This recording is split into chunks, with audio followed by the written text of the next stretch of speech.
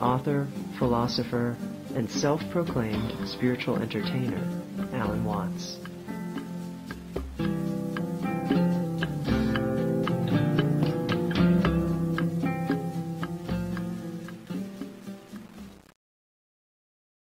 In the West, we inherit the idea of law from those ancient conceptions of God, and it is even passed down into science, where we discuss laws of nature. But one recognizes more and more in the sciences that what we call laws of nature are simply observed regularities in the way things behave.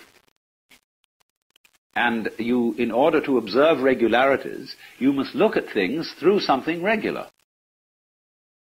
That is to say, you must lay a ruler alongside them, or compare their behavior with the regular behavior of a clock.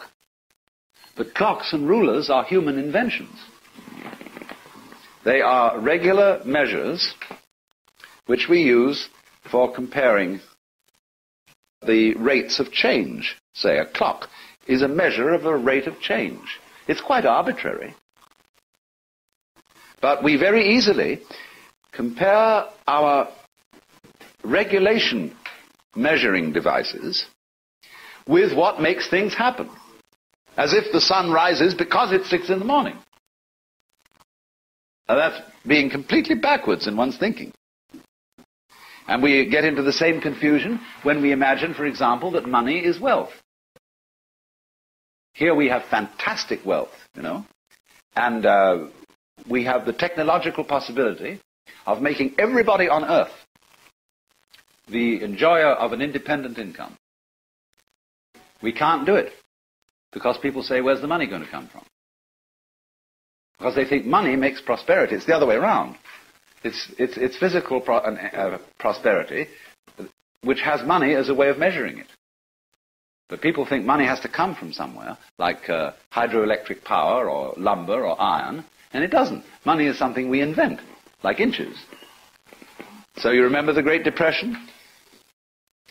When there was a slump? And what did we have a slump of? Money. There was no less wealth, no less energy, no less raw materials than there were before, but it's like you came to work on building a house one day, and they said, sorry, you can't build this house today, no inches. What do you mean, no inches? Just inches. We don't mean we got inches of lumber. Yes, we've got inches of metal. We've even got tape measures. But there's a slump in inches as such, you see. And people are that crazy. They can have a depression because they've got no inches to go around, or no dollars. That's all a lot of nonsense.